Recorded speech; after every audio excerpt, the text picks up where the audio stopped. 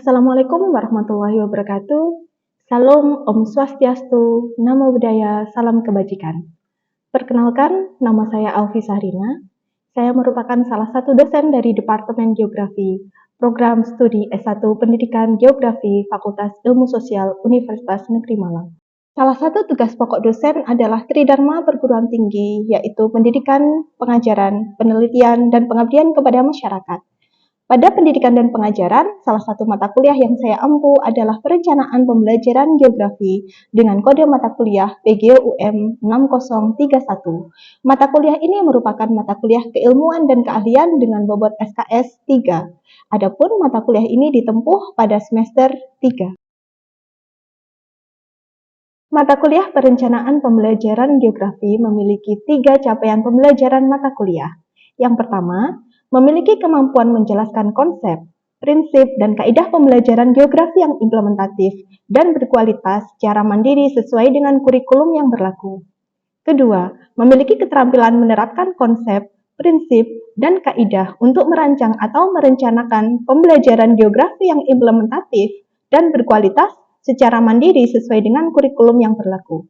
Ketiga, memiliki keterampilan mengevaluasi rencana atau rancangan pembelajaran geografi yang implementatif dan berkualitas secara mandiri sesuai dengan kurikulum yang berlaku. Mata kuliah Perencanaan Pembelajaran Geografi menyajikan konsep, prinsip, kaidah, dan prosedur penyusunan kurikulum dan juga perangkat pembelajaran dalam kurikulum Merdeka dan juga kurikulum 2013. Mahasiswa diberikan pemahaman dan juga keterampilan dalam mengembangkan perangkat pembelajaran pada kurikulum 2013 dan kurikulum Merdeka. Adapun perangkat pembelajaran yang akan dikembangkan oleh mahasiswa meliputi silabus, prota, promes, rencana pelaksanaan pembelajaran atau RPP, lembar kerja peserta didik atau LKPD, dan juga instrumen penilaian. Pada kurikulum Merdeka, mahasiswa akan dibekali bagaimana cara mengembangkan TP dan ATP serta mengembangkan modul ajar. Pelaksanaan pembelajaran pada mata kuliah Perencanaan Pembelajaran Geografi menggunakan case method dan team-based project, di mana mahasiswa dibagi menjadi beberapa kelompok dengan mengembangkan perangkat pembelajaran meliputi perangkat pembelajaran pada kelas 10 semester 1, kelas 10 semester 2, kelas 11 semester 1, kelas 11 semester 2, kelas 12 semester 1, dan kelas 12 semester 2. Penilaian pada mata kuliah Perencanaan Pembelajaran Geografi fokus pada keaktifan dan partisipasi mahasiswa dalam kegiatan diskusi dan presentasi. Selain itu, penilaian juga berdasarkan pada penugasan, kemudian pada ulangan tengah semester dan ulangan akhir semester. Selain itu, penilaian juga berbasis pada proyek, yaitu berdasarkan perangkat pembelajaran yang telah disusun oleh mahasiswa sesuai dengan kelompoknya masing-masing, meliputi perangkat pembelajaran pada kurikulum Merdeka dan perangkat pembelajaran pada kurikulum 2013.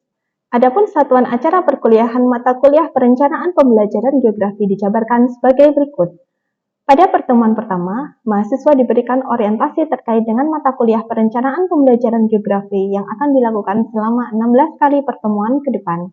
Selain itu, antara dosen dan mahasiswa juga menyepakati kontrak belajar. Selain kontrak belajar, mahasiswa juga diberikan gambaran terkait dengan RPS yang akan disampaikan secara langsung.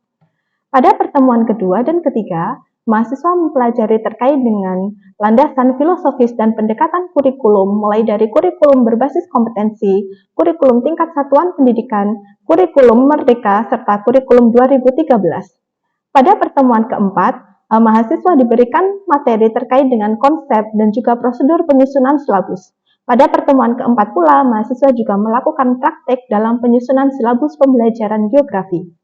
Pada pertemuan kelima, mahasiswa diberikan materi terkait dengan konsep dan prosedur penyusunan program tahunan dan program semester.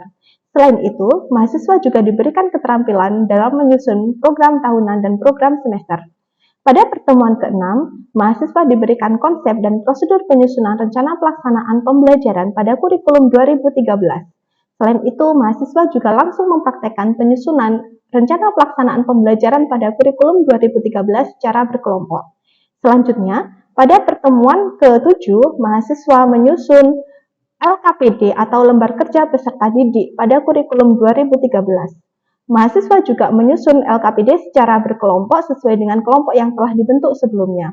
Pada pertemuan ke-8 akan dilaksanakan ujian tengah semester. Selanjutnya, pada pertemuan ke-9, mahasiswa diberikan materi dan konsep terkait dengan alat evaluasi atau instrumen penilaian pembelajaran. Pada pertemuan ke-9 ini, mahasiswa diberikan pembekalan terkait dengan jenis-jenis alat evaluasi meliputi alat evaluasi tes dan non-tes yang dapat disusun secara berkelompok. Selanjutnya, pada pertemuan ke-10, mahasiswa melakukan sinkronisasi perangkat pembelajaran yang telah disusun mulai dari silabus, program tahunan, program semester, RPP, LKPD, dan instrumen penilaian. Mahasiswa melakukan penilaian terhadap teman sejawat dari perangkat pembelajaran yang telah dikembangkan. Selanjutnya, memasuki pertemuan ke-11, materi yang akan diajarkan adalah terkait dengan kurikulum merdeka. Pada pertemuan ke-11, mahasiswa diajarkan terkait dengan konsep dan implementasi kurikulum merdeka yang dilakukan pada jenjang sekolah menengah atas khususnya pada mata pelajaran geografi. Selanjutnya, pada pertemuan ke-12, mahasiswa diberikan bekal bagaimana cara penyusunan tujuan pembelajaran dan juga alur tujuan pembelajaran. Pada pertemuan ke-11 ini, mahasiswa juga melakukan praktek dalam menyusun TP dan ATP secara langsung dan akan dilaksanakan secara berkelompok.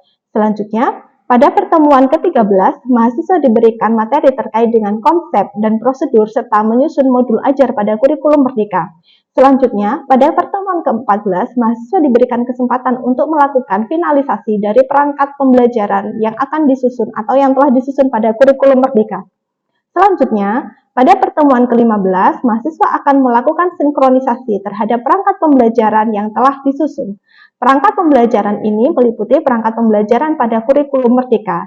Nah, pada pertemuan ke-16, mahasiswa akan melakukan pameran terhadap perangkat pembelajaran yang telah disusun, meliputi perangkat pembelajaran pada kurikulum 2013 dan perangkat pembelajaran pada kurikulum merdeka. Assalamualaikum warahmatullahi wabarakatuh. Selamat siang, salam sejahtera untuk kita semua. Bagaimana kabarnya? Alhamdulillah. Sudah siap untuk mengikuti perkuliahan pada hari ini? Insya Allah siap ya. Oke, baik.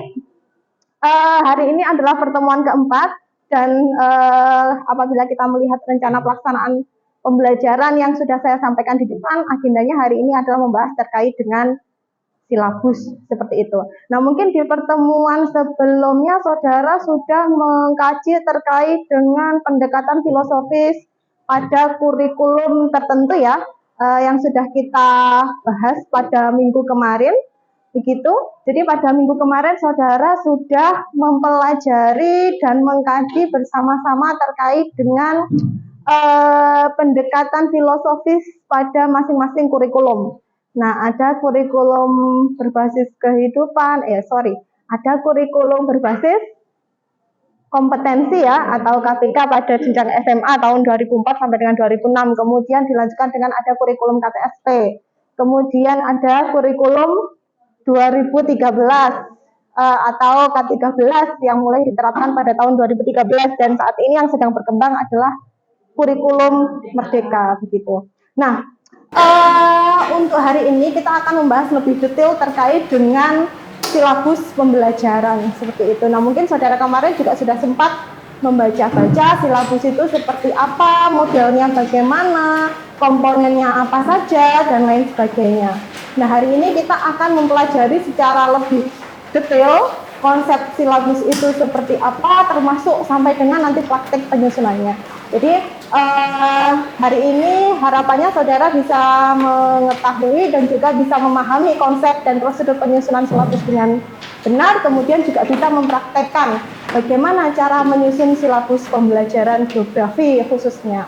Nah, yang berikutnya lagi, kegiatan hari ini akan kita lakukan dengan yang pertama nanti akan saya uraikan konsep silabus terlebih dahulu, kemudian nanti dilanjutkan dengan diskusi ya secara berkelompok sesuai dengan kelompok yang telah kita bagi kemarin. Pembagiannya berdasarkan semester begitu ya, semester yang ada di jenjang SMA seperti itu. Kemudian nanti dilanjutkan dengan perwakilan kelompok untuk presentasi, karena kalau misalnya kita nanti presentasi semua saya rasa waktunya yang tidak menutup begitu. Jadi nanti kita melihat salah satu, dua atau tiga kelompok begitu untuk menunjukkan hasil kerja kelompoknya. Mungkin kurang lebih seperti itu. Sebelum memulai kegiatan pada hari ini, alangkah baiknya jika kita berdoa terlebih dahulu. Saya persilahkan berdoa menurut agama dan kepercayaan masing-masing.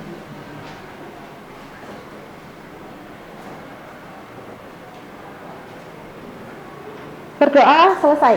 Oke, sebelum memulai pembelajaran, seperti biasa saya lakukan presensi terlebih dahulu. Yang namanya saya panggil, silahkan memberikan respon. Alifatus Syria, Atta Alfandika, Cantika Asih, Cindy Putri, Ori Teresia, Cynthia Dewi, Zahrofi. Oke, baik, 41 ada 3, kalau tidak salah yang tidak masuk. Baik, rekan-rekan mahasiswa, hari ini kita akan mempelajari tentang silabus tadi ya, sudah saya sampaikan.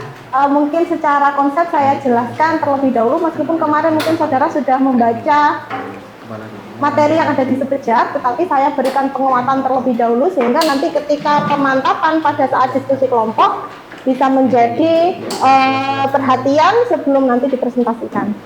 Kemarin kita membahas tentang kurikulum. Kemarin ada yang saya tanya, kurikulum itu apa? Jawaban Anda adalah acuan, apalagi pedoman yang digunakan siswa dalam pembelajaran seperti itu. Jadi dia berisi tentang struktur mata kuliah ataupun struktur mata pelajaran yang ditempuh dalam kurun waktu tertentu. Nah, salah satu perangkat pembelajaran ketika seorang guru itu melaksanakan pembelajaran di kelas itu salah satunya adalah ini. Ini adalah modal pertama yang harus dimiliki oleh guru begitu. Jadi ketika saudara nanti insya Allah sudah menjadi guru semua, ketika mau melaksanakan pembelajaran di sekolah, jadi modal pertama harus ada silabus. Begitu. Silabus itu apa sih? Ini sudah ada yang membaca materinya di Sekejar kemarin?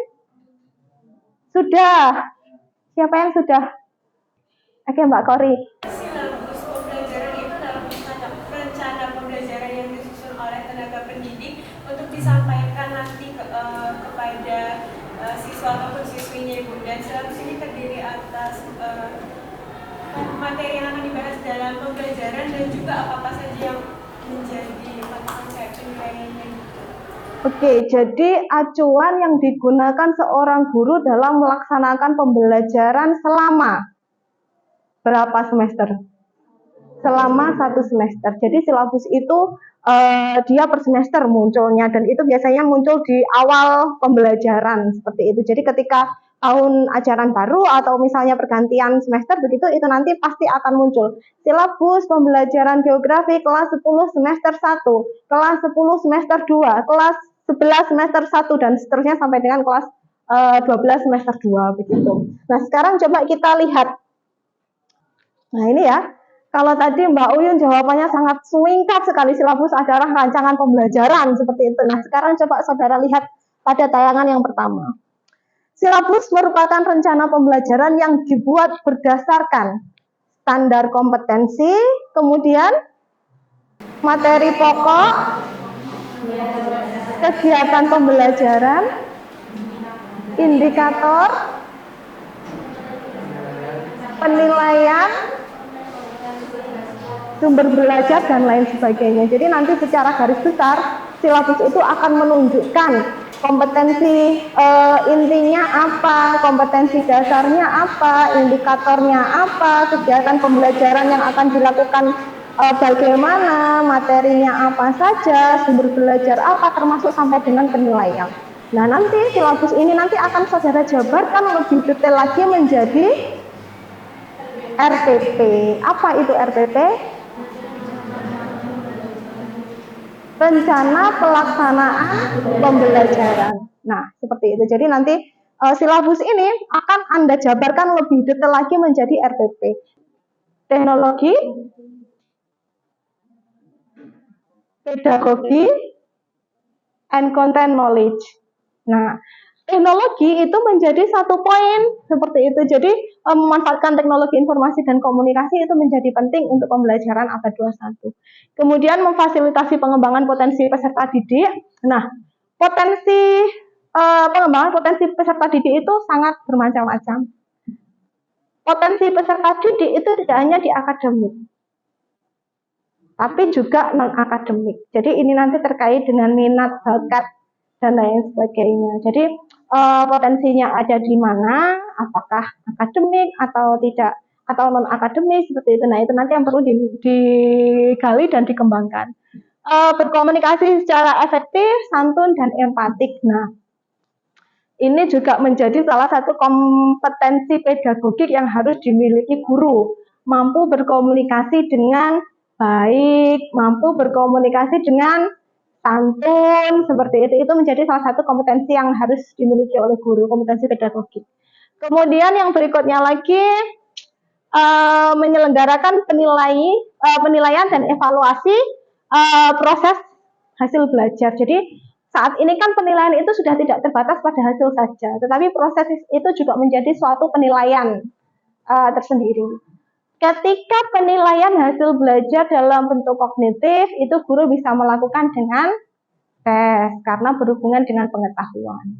Tapi ketika itu proses yang dilakukan penilaian, maka guru bisa menggunakan apa aja kira-kira?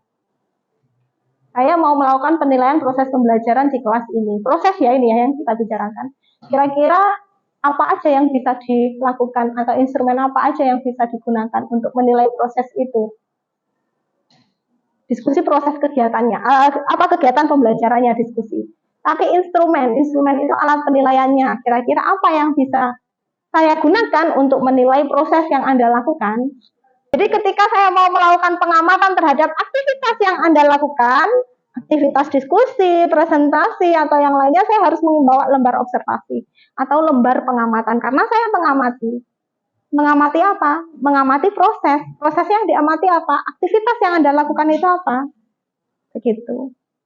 Nah, selain lembar observasi, kira-kira saya bisa menggunakan apa lagi instrumennya?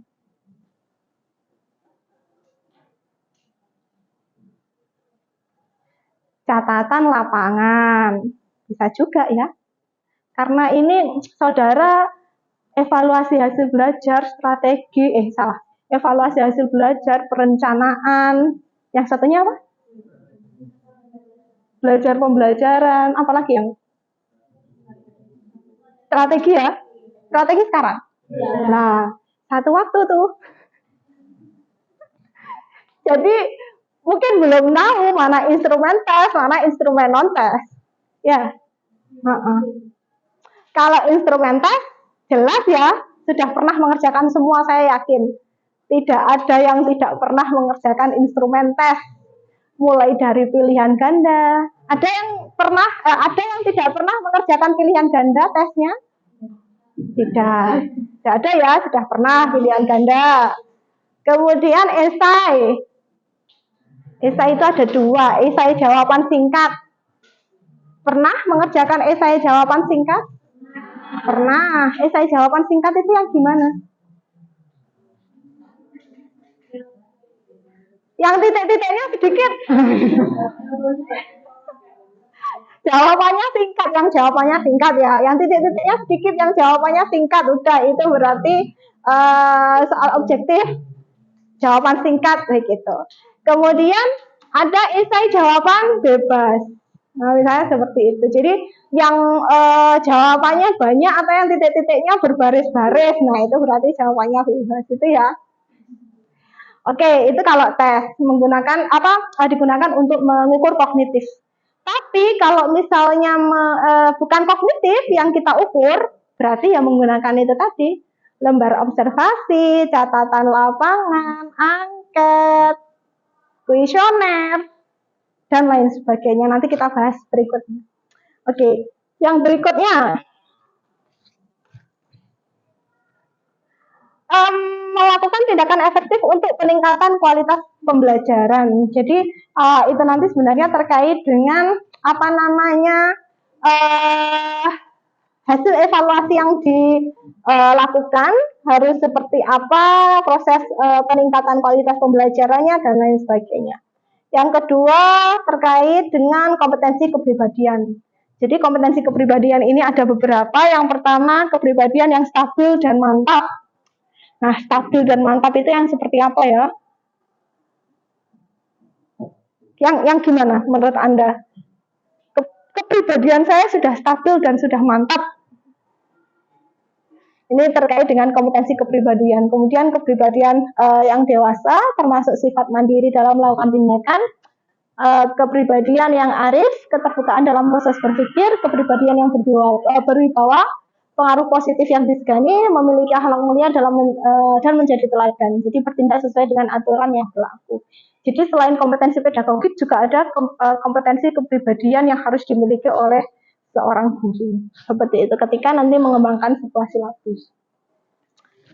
Ada 4 kompetensi. Yang pertama tadi pedagogik, kepribadian, kemudian sosial, yang keempat adalah profesional. Jadi profesional ini lebih kepada yang pertama penguasaan terhadap materi, pembelajaran itu bagaimana, konsepnya seperti apa, struktur dan pola pikir keilmuan yang dapat digunakan untuk pembelajaran profesional guru. Kemudian yang berikutnya penguasaan terhadap standar kompetensi dan kompetensi dasar pada setiap mata pelajaran atau bidang yang dikuasai. Nah, standar kompetensi ini kita ubah menjadi kompetensi inti ya. Jadi penguasaan terhadap kompetensi inti dan kompetensi dasar pada mata pelajaran. Kalau saudara bidang studinya geografi ya berarti pada mata pelajaran geografi begitu. Kemudian melakukan pengembangan materi pembelajaran yang dikuasai secara kreatif, kemudian melakukan pengembangan profesionalitas secara berkelanjutan, kemudian mengembangkan teknologi dalam berkomunikasi. Nah, itu adalah kompetensi profesional yang harus dimiliki oleh seorang guru. Sebenarnya tidak hanya dalam mengembangkan silabus, tetapi juga selama bertugas atau selama melaksanakan tugas sebagai seorang guru. Nah, ini nanti adalah langkah-langkah yang harus saudara lakukan ya dalam melakukan pengembangan silabus. Jadi yang pertama mengisi identitas sekolah tadi sudah kita sampaikan di depan, menuliskan KI-nya, menuliskan KD-nya.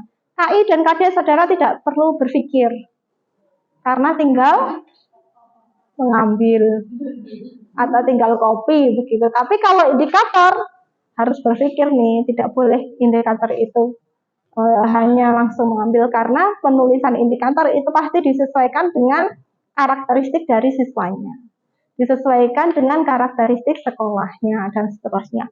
Kemudian yang berikutnya lagi mengidentifikasi dan menuliskan materi pokoknya tadi sudah kita jelaskan di depan. Kegiatan pembelajaran, jenis penilaiannya seperti apa, waktu, dan termasuk sumber belajarnya. Sekali lagi saya katakan ini komponen minimal. Jadi komponen Anda nanti di silabus minimal harus ada ini. Mau lebih, boleh sekali. Begitu ya. Nah, kemudian mungkin ini yang terakhir tinggal. Sudah. Ada yang mau dikonfirmasi terlebih dahulu? Sebelum kita lanjutkan ke pemantapan dari silabus yang mungkin kemarin sudah sempat saudara tulis di kelompoknya.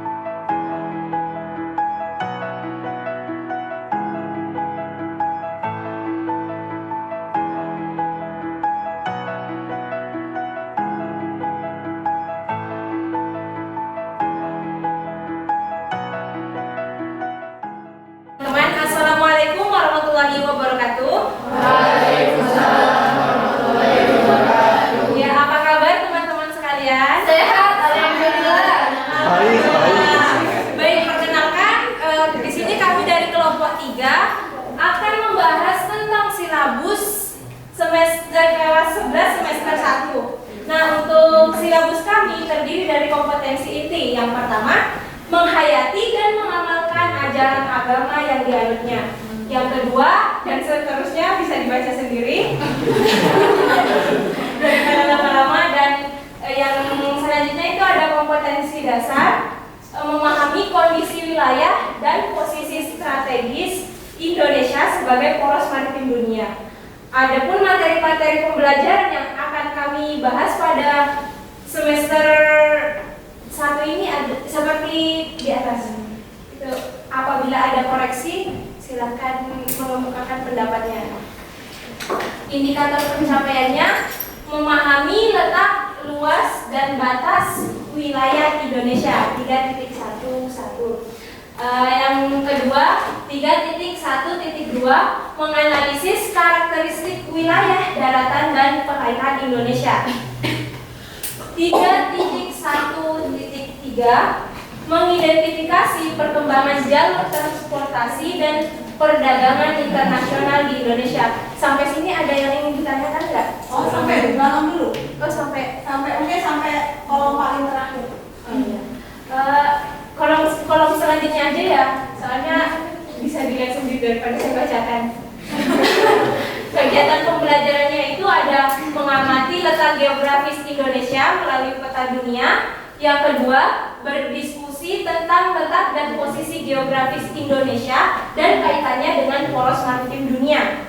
Yang ketiga, menyajikan laporan hasil diskusi tentang posisi strategis Indonesia sebagai poros maritim dunia, dilengkapi peta, tabel, atau grafik.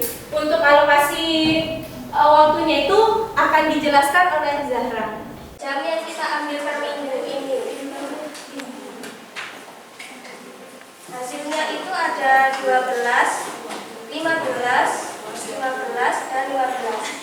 Ini yang diambil. Jadi sebelum masuk ke materi-materi lain yang ada di buku tersebut, yang pertama itu perlu pengenalan dan pemahaman terhadap letak dan luas batas wilayah Indonesia, tidak langsung ke tidak langsung ke praktek, Bu. Oke, belum ada ya?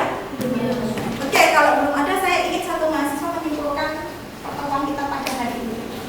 Jadi karena belum ada yang dikonfirmasi, berarti saya anggap materi hari ini bisa diterima dengan baik, begitu ya.